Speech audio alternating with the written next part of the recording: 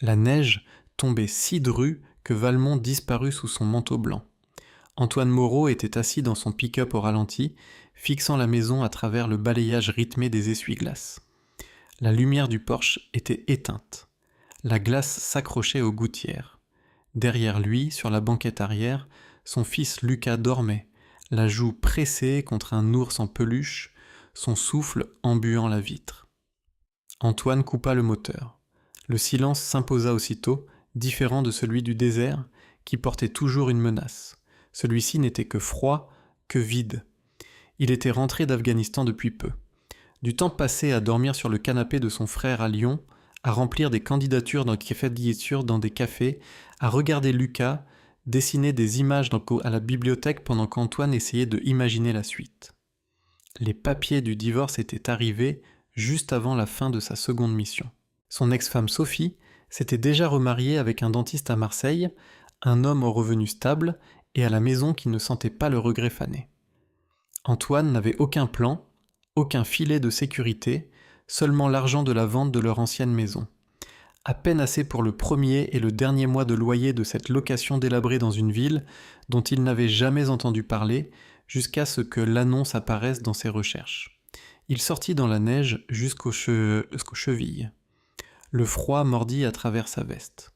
Lucas remua, mais ne se réveilla pas quand Antoine le souleva, ours et tout, pour le porter vers la porte d'entrée. La clé coinça dans la serrure gelée. Antoine dut appuyer de l'épaule contre la porte pour la forcer à s'ouvrir. À l'intérieur, la maison exhala un air froid. Le chauffage était éteint, les tuyaux probablement gelés. Il posa Lucas sur le canapé, encore emmitouflé dans son manteau, et alla vérifier le thermostat.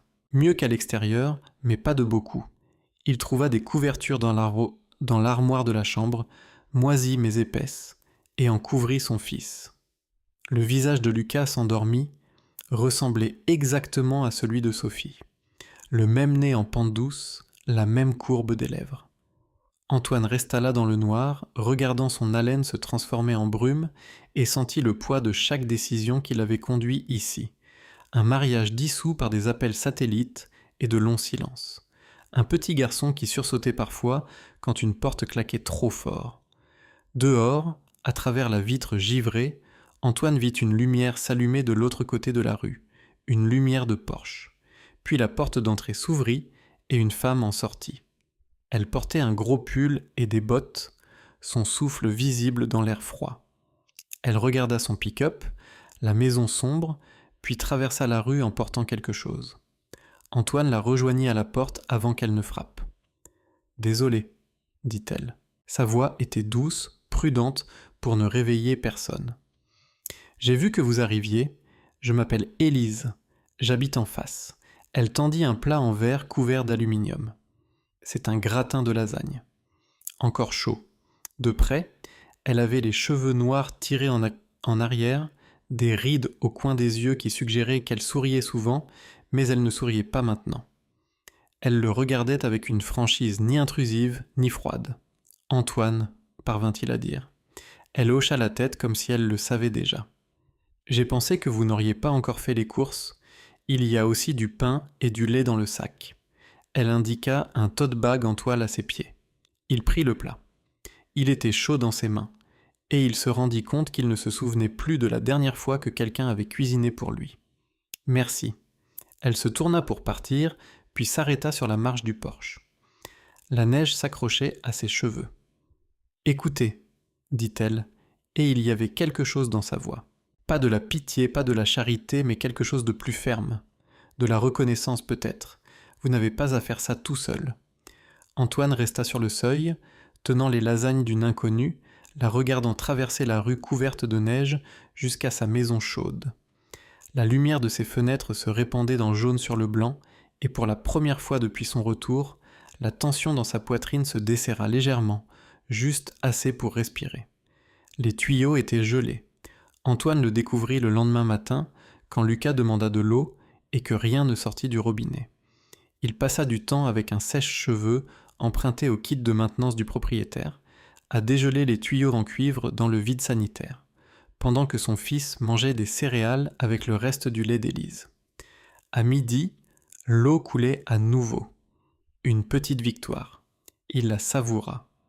Cet après-midi-là, ils marchèrent jusqu'au centre-ville. Valmont était le genre d'endroit qui figurait sur les listes des petites villes à visiter. Une rue principale avec un bistrot, une quincaillerie, une bibliothèque avec des guirlandes encore accrochées aux fenêtres. La neige avait été déblayée en hauts talus de chaque côté de la rue. Lucas tenait la main d'Antoine et pointait tout du doigt. On peut aller là-bas après, et là, on verra. Le bistrot s'appelait Le Lac, même si le lac était gelé et caché derrière les arbres. Antoine commanda un café et des œufs. Lucas eut des crêpes en forme de Mickey que la serveuse, dont le badge indiquait Marie, apporta sans qu'on le demande. « Nouveaux en ville ?» demanda Marie en remplissant la tasse d'Antoine. « On vient d'emménager. »« Je me disais bien. Vous êtes dans l'ancienne maison des Barrettes. » Elle sourit. « Élise vous a mentionné. Bien sûr qu'elle l'avait fait. C'est une bonne personne ?» poursuivit Marie en essuyant le comptoir. « Elle gère la comptabilité pour la moitié des commerces de la ville. Discrète mais fiable. Vous avez choisi une bonne rue. » Antoine hocha la tête, incertain de la réponse à donner. Au fil des jours, une routine s'installa. Antoine peignit la chambre de Lucas en bleu ciel, sur l'insistance de son fils, qui l'aidait dans s'asseyant par terre avec un livre de coloriage. Il marchait jusqu'à la bibliothèque chaque matin, à la quincaillerie tous les 2 jours pour des fournitures qu'Antoine n'avait pas su qu'il lui fallait. Du mastic, des bandes isolantes, une meilleure pelle à neige, et chaque matin, on frappait à la porte. Élise avec du café. 2 tasses déjà prêtes, le sien noir. Elle avait deviné, d'une manière ou d'une autre, elle ne restait jamais longtemps, juste à tendre les tasses, demander s'ils avaient besoin de quelque chose, et partir. Un jour, Antoine demanda « Pourquoi faites-vous ça ?» Elle s'arrêta sur son porche, la neige recommençant à tomber. « Parce que quand j'ai emménagé ici, quelqu'un l'a fait pour moi. Et parce que je sais ce que c'est que de recommencer dans un endroit froid. » Elle n'élabora pas. Il n'insista pas. Ce soir-là, après que Lucas fut endormi, Antoine se posta à la fenêtre de la cuisine et regarda de l'autre côté de la rue. La maison d'Élise était une petite demeure Cap-Cod, blanche aux volets bleu foncé. Toutes les fenêtres brillaient. Il la vit passer devant la fenêtre de la cuisine. Juste une ombre, juste une silhouette. Mais il y avait quelque chose de rassurant là-dedans. Il avait vécu dans des bases avancées où l'on apprenait les habitudes de chacun, où l'on se réveillait, où l'on mangeait, où l'on allait quand les mortiers frappaient. La survie consistait à connaître le terrain. Cela ressemblait à ça, sauf que personne n'essayait de le tuer, juste de vivre. Le marché paysan se tenait chaque samedi sur le parking du centre communautaire, même en hiver. Élise en parla incidemment lors d'une livraison de café, et Antoine décida d'y aller. Lucas avait besoin de voir d'autres enfants. Antoine avait besoin de voir autre chose que l'intérieur de leur location. Ils y allèrent à pied. La neige crissait sous les pas. Le souffle de Lucas formait de petits nuages qu'il essayait d'attraper avec ses moufles. Le marché était plus petit qu'Antoine ne l'avait imaginé. Peut-être une 12aine de vendeurs proposant des légumes racines, des conserves, du bois de chauffage, du savon artisanal, mais il y faisait chaud avec les cors et les conversations. Quelqu'un jouait mal de la guitare dans un coin. L'odeur de pain frais et de cannelle se mêlait à l'air froid. Antoine. Il se tourna. Élise se tenait près d'une table de courges d'hiver, tenant un sac en toile. Elle portait une écharpe verte qui rendait ses yeux plus sombres. « Salut !» dit-il. Lucas courut vers elle, comme vers une amie perdue de vue, lui montrant un jouet en bois qu'il transportait. Elle s'agenouilla à sa hauteur, écoutant sérieusement pendant qu'il expliquait toute l'histoire imaginée du jouet. Antoine les observa, nota la façon dont elle ne parlait pas à Lucas de haut. Ne lui ébouriffait pas les cheveux, ni ne lui pinçait la joue comme tant d'adultes. Elle écoutait simplement. Elle le voyait. Quand elle se releva, elle regarda Antoine. « Vous avez faim ?» « Toujours. » Ils achetèrent déjà achetèrent du pain, du fromage, des pommes plus chères qu'au supermarché, mais au goût meilleur. Ils rentrèrent ensemble à travers la neige.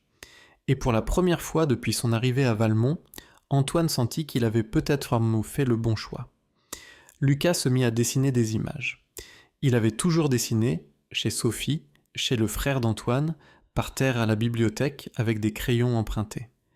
Mais celle-ci était indifférente, plus délibérée, plus précise.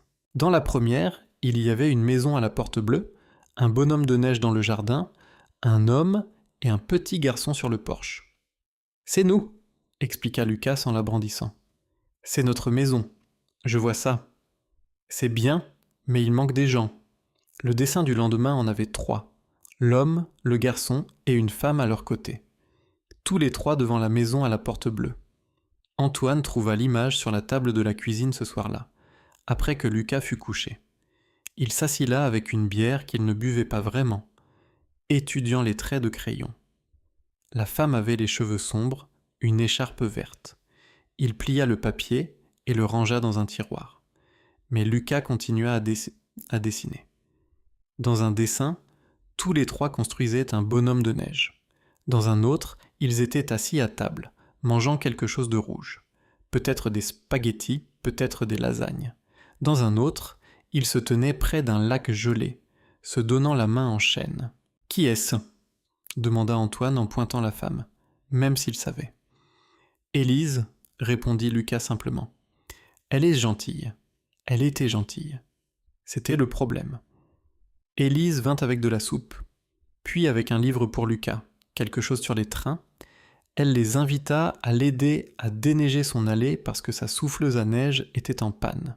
« Je peux réparer ça, » dit Antoine en regardant la vieille machine. « Tu n'es pas obligé, je sais. » Il le fit quand même. Passa du temps avec des doigts gelés et une clé à douille empruntée jusqu'à ce que le moteur tousse et démarre. Lucas et Élise construisirent un fort de neige pendant qu'ils travaillaient. Leurs rires traversèrent le jardin, aigus et lumineux et sans complication. Quand Antoine eut fini, il les trouva à l'intérieur en train de boire du chocolat chaud. Élise avait mis des guimauves dans la tasse de Lucas. Lucas avait de la mousse de guimauve sur la lèvre supérieure et racontait une longue histoire sinueuse sur un rêve impliquant des dinosaures et des fusées. Élise écoutait comme si c'était l'histoire la plus importante qu'elle ait jamais entendue. Ce soir-là, Antoine s'allongea au lit, fixant le plafond. La maison craquait dans le froid. Le radiateur cliquetait, le vent poussait la neige contre les fenêtres. Il pensa à Sophie, à la façon dont elle le regardait comme un problème à résoudre. Comment chaque conversation vers la fin portait sur ce qu'il ne faisait pas, ce qu'il devait changer, ce qui n'allait pas dans sa façon de penser, de parler ou d'exister. Élise ne le regardait pas comme ça.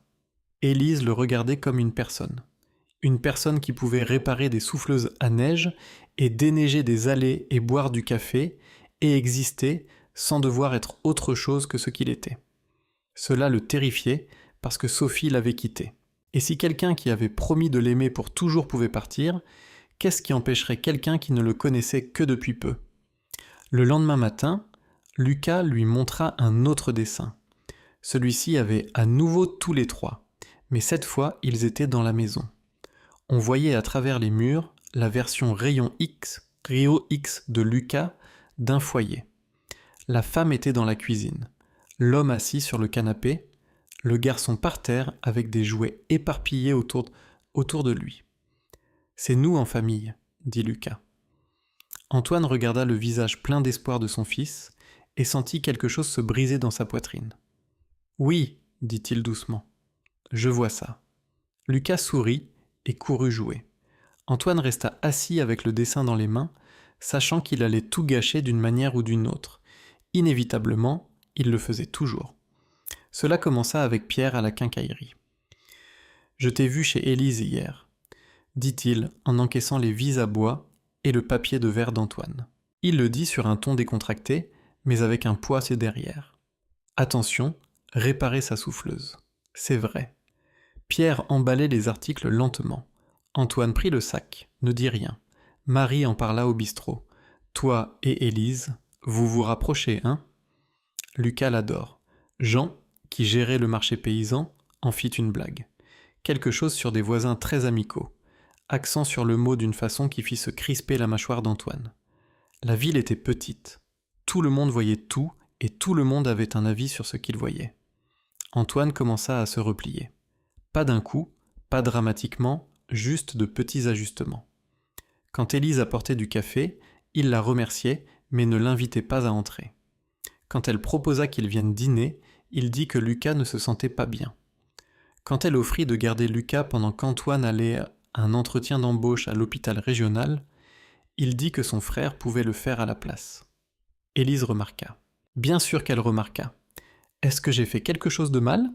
demanda-t-elle un matin, debout sur son porche avec 2 tasses de café qui refroidissaient dans l'air froid. « Parce que tu peux me le dire si je dépasse les bornes. Ce n'est pas ça. » « Alors quoi ?» Antoine la regarda. Vraiment, il la regarda. Elle portait un manteau bleu et ses cheveux étaient détachés et elle semblait fatiguée comme si elle avait veillé à penser à ça, à lui. « J'ai juste besoin d'être prudent, dit-il. Prudent de quoi ? De m'habituer. » Elle soutint son regard un long moment, puis hocha la tête. D'accord. Elle laissa le café et traversa la rue. Antoine la regarda partir et se détesta. Les nuits s'allongèrent. Le vent forcit. La température chuta et y resta. Antoine restait éveillé à écouter le chauffage travailler dur, les fenêtres trembler, le silence qui emplissait les espaces entre les sons. Lucas demanda pour Élise. « Pourquoi elle ne vient plus ? Elle est occupée. »« On peut aller la voir ? Pas maintenant. »« Pourquoi pas ? Parce que je le dis. » Le visage de Lucas se froissa et Antoine regretta aussitôt la dureté de sa voix. Il attira son fils contre lui. « Désolé. Je suis désolé. On la verra bientôt. »« D'accord. Mais ils ne le firent pas. En se moque. Ne le firent pas. » Antoine trouva des raisons pour l'éviter. Il prenait d'autres itinéraires pour leur promenade, faisait les courses à d'autres heures. Quand il voyait sa voiture s'engager dans l'allée, il restait à l'intérieur jusqu'à ce qu'elle soit rentrée. La lumière de sa cuisine s'allumait encore chaque soir.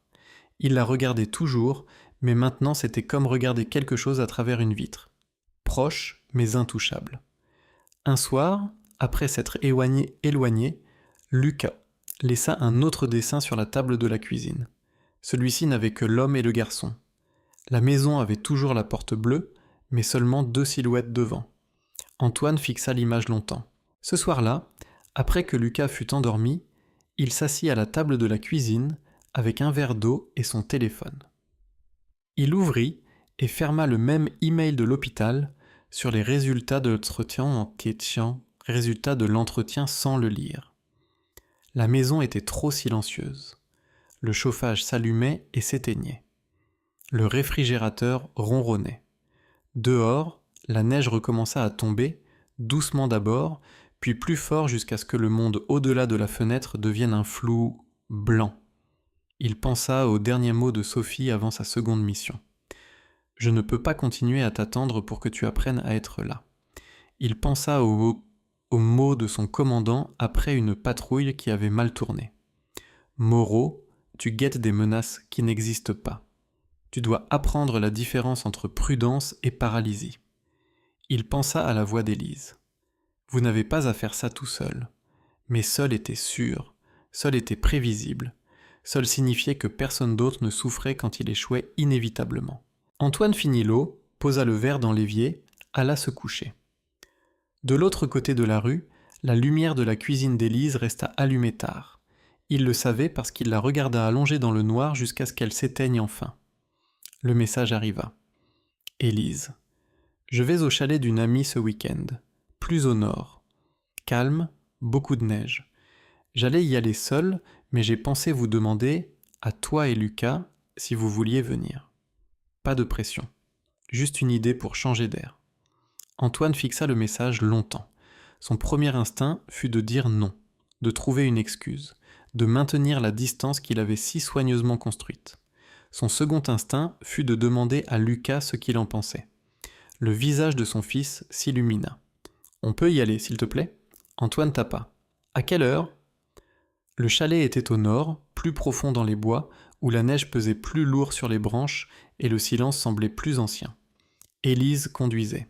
Antoine était assis côté passager, regardant le paysage changer. Les maisons cédant aux arbres, les arbres aux étendues, blanches brisées seulement par une rivière gelée occasionnelle. Lucas était à l'arrière, le nez collé à la vitre, cataloguant tout ce qu'il voyait. « C'est un gros oiseau. C'est un faucon, dit Élise. Qu'est-ce qu'il cherche? Des souris, des romains, des choses qui bougent sous la neige. Il peut les voir, parfois. » Le chalet appartenait à une colocataire d'université d'Élise qui avait déménagé à Paris, mais gardé l'endroit pour les vacances d'été. Il était petit, une chambre, un grenier, une cuisine ouverte sur un salon avec une cheminée en pierre. Le lac s'étendait derrière, gelé solide et couvert d'une fine couche de neige fraîche. « C'est parfait, » annonça Lucas. Ils passèrent l'après-midi à ne rien faire d'important. Lucas joua dans la neige, Antoine fendit du bois. Élise fit des sandwichs et trouva des jeux de société dans l'armoire. Le soir, le feu crépitait et le chalet était chaud, et ils s'assirent autour de la table à jouer à un jeu dont Lucas changeait constamment les règles. « Ce n'est pas comme ça que ça marche, » dit Antoine. « C'est comme ça maintenant, » insista Lucas. Élise rit. Il a raison. Après que Lucas fut couché dans le grenier, déjà endormi avant que sa tête touche l'oreiller, Antoine et Élise s'assirent près du feu. Les fenêtres étaient givrées. Les seuls sons étaient les bûches qui craquaient et le craquement occasionnel de la glace sur le lac s'ajustant au froid. « Merci d'être venu, » dit Élise. « Merci de nous avoir invités. Tu m'évitais. » Antoine regarda le feu. « Oui, je peux demander pourquoi. » Il ne répondit pas tout de suite. Il avait préparé plusieurs réponses dans la voiture. Des choses sur le besoin d'espace, sur se concentrer sur Lucas, sur ne pas être prêt. Mais assis là avec le feu chaud et la nuit calme, et Élise attendant sans insister, les réponses préparées sonnaient faux. « J'ai peur, dit-il enfin. »« De quoi ? De tout gâcher. » Élise resta silencieuse un moment. Ça, quoi que ce soit. Lucas qui s'attache. Moi qui m'attache. Il se frotta le visage. Je ne suis pas bon pour ça, les relations, être présent. J'ai été déployé 2 fois et je suis rentré et mon mariage était fini et je ne l'ai même pas vu venir. Ou peut-être que si et je ne savais juste pas comment l'arrêter. Tu penses que la même chose arrivera ici ? Je pense que je suis le dénominateur commun de mes échecs. Élise remonta ses genoux contre sa poitrine, les entourant de ses bras. Tu veux savoir ce que je vois quand je te regarde ? Pas vraiment. Elle sourit légèrement. Je vois quelqu'un qui est là, qui répare des souffleuses à neige et peint la chambre de son enfant et apprend à dégeler des tuyaux gelés. Qui a déménagé dans une ville où il ne connaît personne parce qu'il pensait que ça pourrait être bon pour son fils. Ce n'est pas de l'échec, Antoine. C'est le contraire. Alors pourquoi ma femme est-elle partie ? Je ne sais pas. Je ne l'ai jamais rencontrée. Élise le regarda directement. Mais je sais ce que c'est d'être en relation avec quelqu'un qui te fait sentir que tu n'es jamais assez, qui te regarde comme un problème à résoudre. Antoine se figea. Ton ex, Vincent ? Nous étions ensemble longtemps, fiancés quelque temps. Elle marqua une pause. Il était très axé sur le contrôle, sur les choses à sa façon. Et quand j'ai commencé à résister, à vouloir ma propre vie, mes propres choix, il est devenu méchant. Il t'a... Non, pas physiquement. Mais il y a d'autres façons de blesser quelqu'un. Elle regarda le feu. Je suis parti, j'ai déménagé ici, recommencé, et pendant longtemps, il venait en voiture tous les quelques mois et s'asseyait dans mon allée jusqu'à ce que je sorte. Il ne disait pas grand-chose. Il voulait juste que je le voie, que je sache qu'il était encore là. Mon Dieu. Ça s'est arrêté il y a quelque temps. Je lui ai finalement dit 3 chiffres. 3 chiffres. 9, 1, 1. Elle regarda Antoine. La fois suivante où il est venu, j'ai appelé. Il est parti avant que la police arrive. Je ne l'ai plus vu depuis. Ils restèrent silencieux. Le feu pétilla. « Je ne suis pas lui, dit Antoine doucement. « Je sais, et je ne suis pas ton ex-femme, ajouta Élise.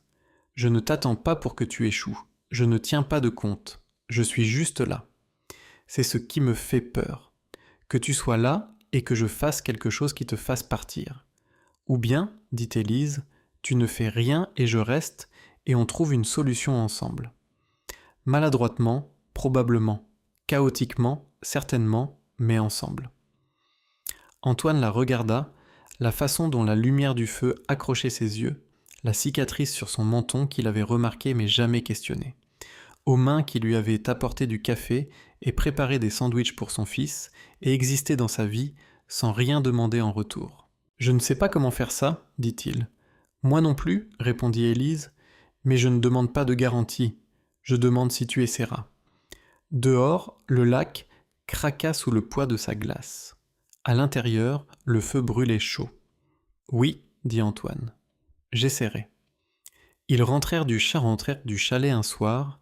Lucas s'endormit dans la voiture sur le chemin du retour et Antoine le porta à l'intérieur pendant qu'Élise ramassait les sacs. Ils se mouvaient l'un autour de l'autre avec aisance malgré le peu de temps passé ensemble. « Café demain ?» demanda Élise à la porte. « Oui, 7 heures. » 7 heures. Les semaines suivantes ressemblèrent à l'apprentissage d'une langue qu'Antoine avait oubliée, ou peut-être jamais parlé couramment. Élise venait pour le café. Antoine allait chez elle pour dîner. Ils alternaient. Ils établissaient des habitudes. Lucas allait et venait entre les deux maisons comme la chose la plus naturelle du monde. Ils cuisinaient ensemble. Antoine faisait du chili, Élise du sauté. Lucas se nomma lui-même goûteur et prit le rôle très au sérieux. Ils se disputaient pour des petites choses, regarder les infos ou une émission de cuisine.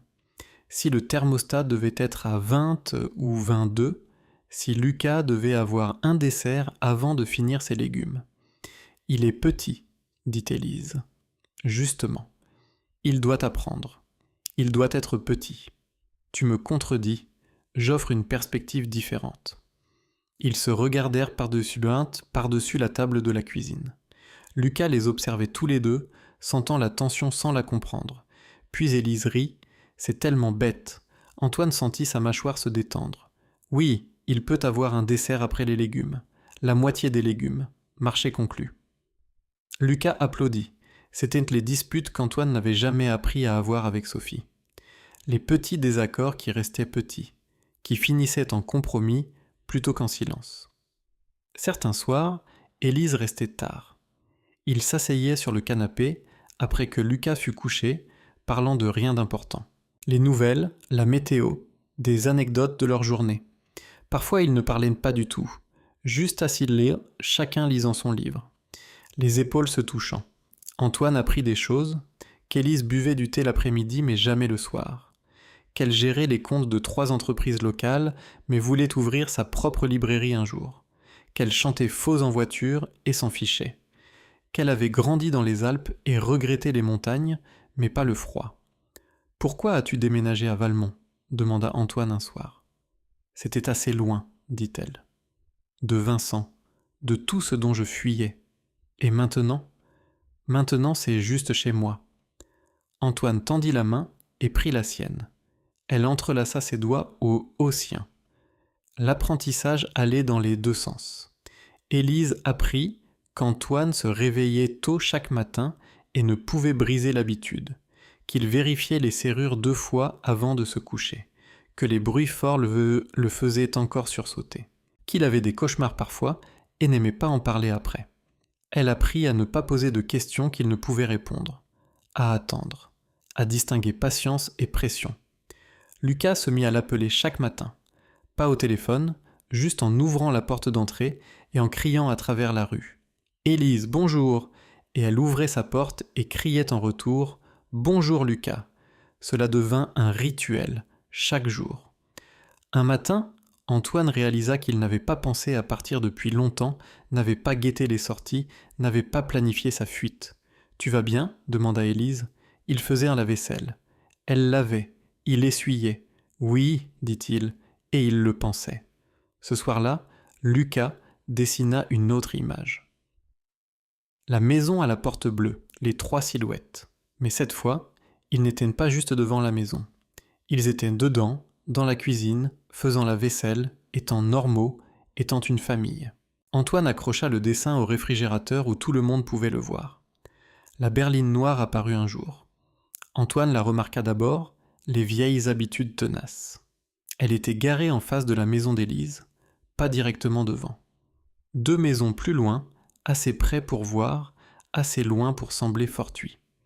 Un homme était assis au volant. Antoine ne voyait pas clairement son visage, mais il voyait la posture, l'immobilité, la surveillance. Il sentit la tension familière revenir dans sa poitrine. « Qu'est-ce que tu regardes » demanda Lucas. Il mangeait des céréales à la table de la cuisine. « Rien. »« Finis ton petit déjeuner. » La berline resta 2 heures, puis partit. Antoine n'en parla pas à Élise ce soir-là. Se dit qu'il était probablement paranoïaque, qu'il projetait, qu'il voyait des menaces inexistantes. La berline revint. Cette fois, Élise la vit aussi. Antoine était chez elle pour installer de nouvelles serrures à la porte arrière, un projet qu'elle repoussait, quand elle jeta un œil par la fenêtre et se figea. « Il est de retour, » dit-elle doucement. Mais il savait déjà. « Vincent !» Antoine posa le tournevis. « Depuis quand il fait ça ?»« C'est la 3e fois. » Les mains d'Élise tremblaient légèrement. Elle les pressa à plat contre le comptoir. « Avant ça, je ne l'avais pas vu depuis longtemps. Je pensais que c'était fini. Tu veux que je lui parle ?» Élise, non. Elle le regarda. « J'ai besoin de gérer ça moi-même. C'est tout l'enjeu. Je ne peux pas laisser quelqu'un d'autre mener mes batailles. » Antoine comprenait. Mais comprendre ne rendait pas plus facile de la regarder sortir seule.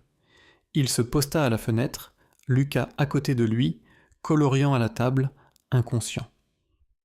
Il observa Élise traverser la rue, s'approcher de la berline, la vitre du conducteur descendre. Ils parlèrent. Antoine n'entendait pas les mots, ne pouvait lire que le langage corporel. Vincent se penchant légèrement. Élise, en retrait, bras croisés, défensive, ferme. Cela dura peut-être 3 minutes. Puis Élise se tourna et revint. La berline resta. Quand elle rentra, son visage était composé mais pâle. Il dit qu'il veut juste parler, s'excuser correctement. Il dit qu'il suit une thérapie. Et tu le crois ? Je ne sais pas ce que je crois. La berline partit 1 heure plus tard. Antoine finit les serrures. Lucas demanda pourquoi Élise semblait triste, et Antoine lui dit qu'elle était juste fatiguée. Ce soir-là, Antoine s'assit à la fenêtre de sa cuisine longtemps après que Lucas fut endormi. La rue était sombre sauf pour les lumières de porches occasionnelles. La neige recommençait à tomber. De légers flocons qui s'accrochaient aux lampadaires. Il pensa à traverser la rue, à s'assurer qu'Élise allait bien, à monter la garde, mais ce n'était pas ce dont elle avait besoin. Elle l'avait clairement dit. La berline revint plusieurs jours d'affilée. Chaque fois, Vincent restait plus longtemps. Chaque fois, le visage d'Élise se tendait plus contrôlé. Bientôt, elle ne dormait plus. Antoine le voyait aux ombres sous ses yeux, à la façon dont ses mains ne pouvaient rester immobiles. « Appelle la police, » dit Antoine. « Et leur dire quoi ? Il est garé dans une rue publique. Il ne m'a pas menacé. Il est juste là. C'est du harcèlement. Pas légalement. Pas encore. » Antoine voulait argumenter, voulait arranger ça, voulait physiquement éliminer la menace de leur rue. Chaque instinct affûté pendant 2 missions lui hurlait d'agir. Mais Élise lui avait demandé de ne pas le faire. Alors il resta de son côté de la rue. Resta à sa fenêtre, observa. Un jour, la berline revint, mais cette fois, Vincent en sortit. Il marcha vers la maison d'Élise lentement, comme s'il avait tout le temps du monde, comme s'il y avait sa place. Antoine bougea avant de réfléchir. Hors de la porte, à travers la pelouse, dans la neige, il s'arrêta au milieu de la rue. Vincent le regarda. La quarantaine, bien coiffé, portant un manteau coûteux, pas imposant physiquement, mais se tenant comme quelqu'un habitué à être écouté. « Je peux vous aider ?» demanda Vincent. « C'est une rue privée, » dit Antoine. « Pas vrai, mais ça sonnait bien. Je rends juste visite à une amie. Elle ne veut pas de visite. » Vincent sourit légèrement. Laissez-la me le dire. La porte d'entrée s'ouvrit, Élise sortit sur son porche. Antoine, c'est bon. Vraiment? Elle regarda Vincent, puis Antoine, puis Vincent. Tu dois partir. Tu dois arrêter de venir ici. Tu dois arrêter de t'asseoir dans ta voiture à surveiller ma maison comme si j'étais quelque chose que tu possèdes. Je veux juste parler, dit Vincent. Même ton, même contrôle. 5 minutes. Élise. 911. Elle le dit clairement, délibérément. La composure de Vincent glissa une seconde, puis il ajusta son manteau. J'essayais de m'excuser. Je n'accepte pas tes excuses. Je ne veux pas te voir. Je ne veux pas de toi dans ma vie. Pars. Antoine resta au milieu de la rue, chaque muscle prêt, mais il ne s'approcha pas de Vincent, ne s'interposa pas, ne protégea, ni ne sauva, ni n'intercepta. Il resta juste là, présent, témoin. Vincent les regarda tous les deux, puis il revint à sa berline, monta, démarra le moteur. La voiture s'éloigna lentement, délibérément, s'assurant qu'il sache qu'il choisissait de partir. Antoine marcha jusqu'au porche d'Élise. Elle tremblait. « Tu n'avais pas besoin de sortir. Je sais. J'avais la situation en main. Je sais. » Elle s'appuya contre lui et il l'entoura de ses bras. Ils restèrent là pendant que la neige tombait et que la rue redevenait calme. « Tu crois qu'il reviendra ?»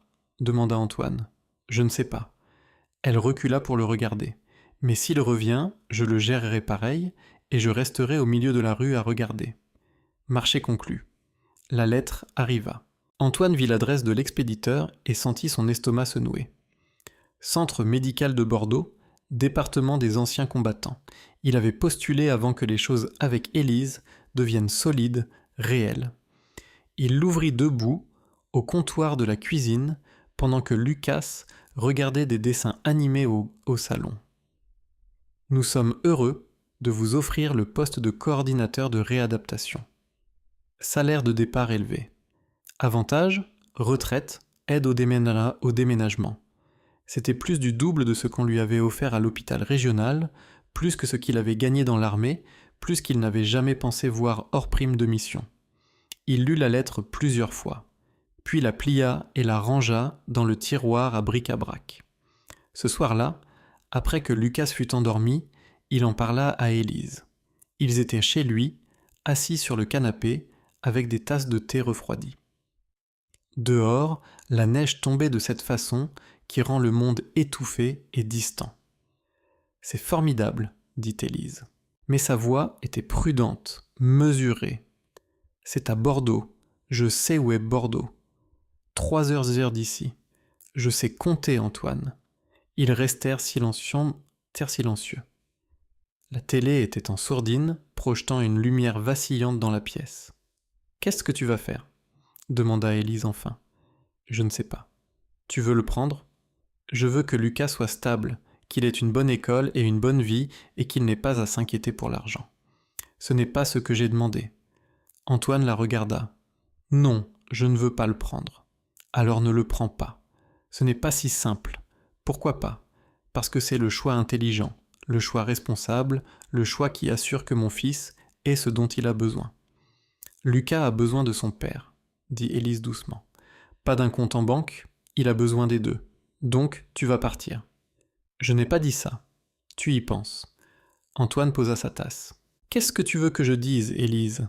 Que je refuserai un boulot qui pourrait changer nos vies parce que je veux rester ici à cause de toi ? Elle tressaillit légèrement. Rien de tout ça n'est juste. C'est la vraie vie. Ce sont les factures et les responsabilités, et s'assurer que mon gamin ait une assurance santé. Et nous ? Il n'y a pas de nous si je ne peux pas subvenir aux besoins de mon fils. Les mots sortirent plus durs qu'il ne l'avait voulu. Élise se leva, s'entoura de ses bras. Tu as raison. Il n'y a pas de nous.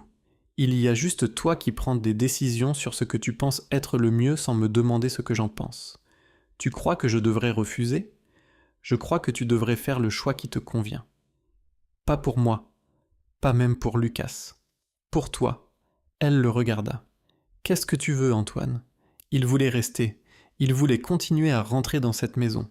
Vouloir que Lucas continue à crier bonjour à travers la rue et qu'elle réponde.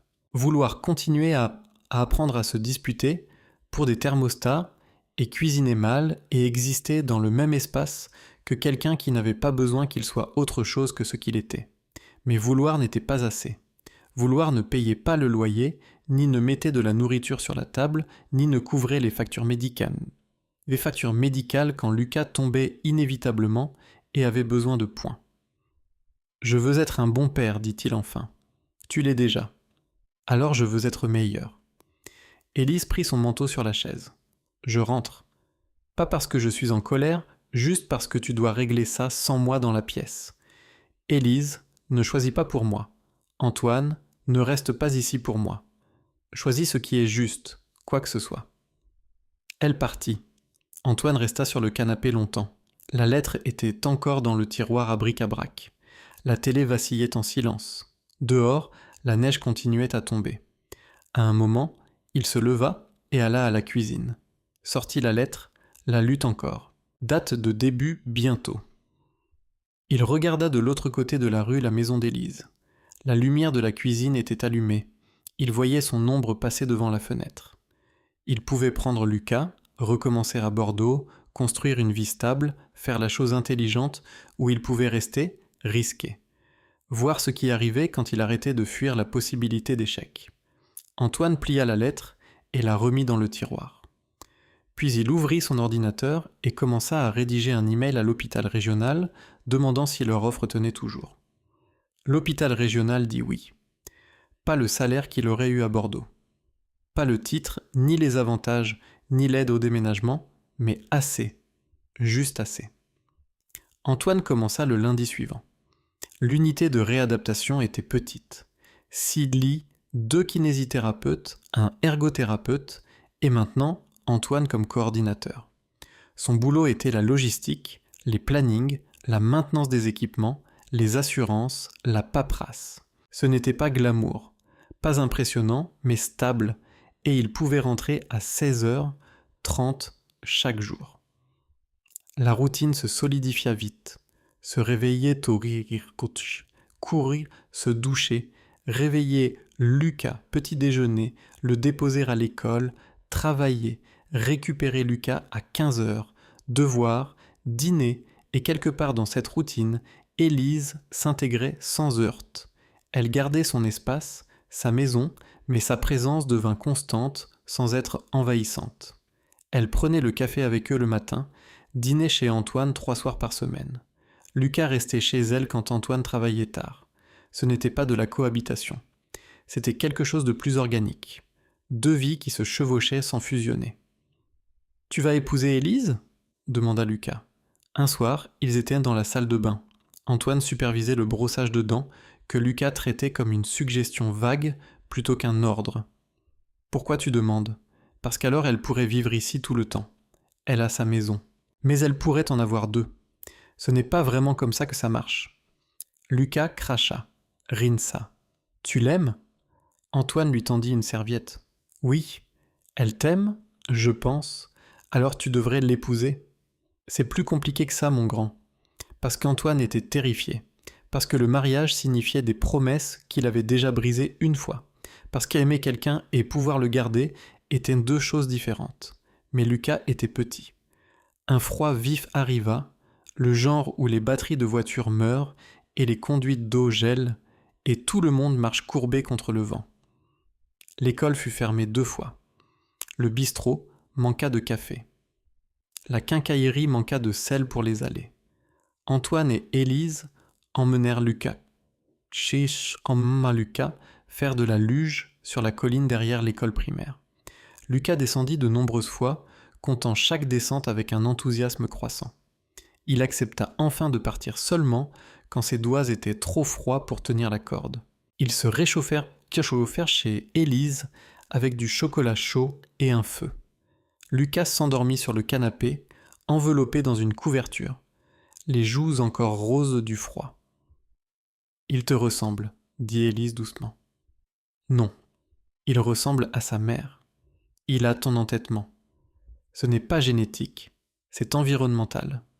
Elle sourit, tendit la main et prit la sienne. Je suis contente que tu sois resté. Moi aussi. Même sans le gros salaire de Bordeaux. Même sans. Ils restèrent assis pendant que le feu crépitait et que Lucas ronflait doucement et que le vent secouait les fenêtres. Dehors, le monde était gelé et dur. À l'intérieur, il était chaud. « Je t'aime », dit Antoine. Pas prévu, pas répété, juste vrai. Élise le regarda. « Redis-le, je t'aime. Encore une fois, je t'aime. » Elle l'embrassa doucement et lentement et avec certitude. Quand elle recula, elle souriait. « Je t'aime aussi. » Au cas où ce n'était pas clair. C'était clair, bien. Ce soir-là, Antoine porta un Lucas endormi à la maison à travers la neige. Élise marcha avec eux, sa main dans la sienne libre. À sa porte d'entrée, elle l'embrassa bonne nuit et traversa la rue jusqu'à sa maison. Antoine la regarda partir, vit sa lumière s'allumer dans la cuisine, vit son ombre passer devant la fenêtre. Il coucha Lucas, vérifia les serrures, éteignit les lumières, et pour la première fois depuis des années, il s'endormit sans guetter les menaces, ni planifier des fuites, ni attendre que tout s'effondre. Antoine acheta la bague au printemps. Ce n'était pas extravagant. Il ne pouvait pas se permettre l'extravagant, mais c'était ancien. D'une vente aux enchères. Début du siècle, anneau d'or avec un petit diamant entouré de minuscules grenats. Le bijoutier de la ville la nettoya, l'ajusta et la mit dans une boîte simple. Antoine la garda dans son tiroir à chaussettes pendant quelque temps, la sortant tous les quelques jours pour s'assurer qu'elle était toujours là, toujours réelle. Il n'avait pas de plan, pas de grands gestes, pas de réservation au restaurant, ni de schéma élaboré, parce que ce n'était pas eux. Un soir au printemps, avec encore de la neige au sol, mais la promesse du printemps dans l'air, Antoine prépara le dîner. Rien de spécial. Des pâtes avec de la sauce marinara en bocal, du pain à l'ail, de la salade en sachet. Lucas mit la table. Élise apporta du vin. Ils mangèrent comme ils l'avaient fait 100 fois.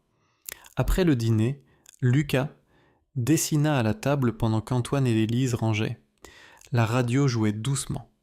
La cuisine était chaude. Dehors, le soleil se couchait plus tard chaque jour, mais encore trop tôt. « Lucas, » dit Antoine, « j'ai besoin de parler à Élise 1 minute. Tu peux aller jouer dans ta chambre ? » « Pourquoi ? » ?»« Parce que je te le demande. »« Mais je veux rester. » Lucas, « Bon !» Il ramassa ses crayons avec des soupirs dramatiques et partit en traînant les pieds.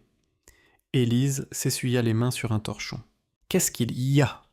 Le cœur d'Antoine battait fort. C'était stupide, c'était trop tôt. Ils n'étaient ensemble que depuis quelques mois, mais ensuite il pensa à chaque café du matin, chaque dîner, chaque dispute sur les thermostats, chaque soir assis sur le canapé à lire des livres séparés avec les épaules se touchant. Chaque moment où Lucas criait bonjour à travers la rue et qu'elle répondait. Il pensa à Bordeaux, à choisir de rester, à apprendre à arrêter de guetter les sorties. Il sortit la boîte de sa poche. Élise se figea. « Je n'ai pas de discours, » dit Antoine. « Je ne suis pas bon pour les discours, mais je sais que tu as fait de cette ville un foyer. Tu m'as fait sentir que je pouvais arrêter de fuir, et je veux continuer à sentir ça chaque jour aussi longtemps que tu me laisseras. » Il ouvrit la boîte. La main d'Élise alla à sa bouche. « Veux-tu m'épouser ?» Elle hocha la tête, puis rit. Puis dit « Oui, oui, je t'épouserai. » Antoine glissa la bague à son doigt. Elle allait parfaitement. Elle l'embrassa fort, et il l'embrassa en retour. Et quelque part dans la maison, Lucas cria « Je peux sortir maintenant ?»« Oui, » répondit Élise. Lucas courut dans la cuisine. Vit eux ensemble.